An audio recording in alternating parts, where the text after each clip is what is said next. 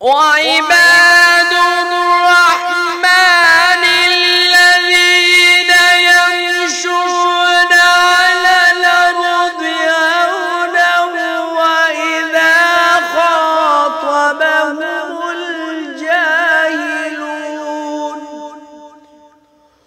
وإذا خاطبهم الجاهلون قالوا سلاما.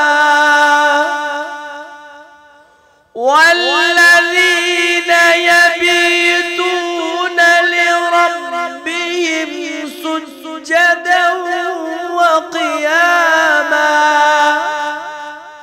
والذين يقولون ربنا اصرف عنا عذاب جهنم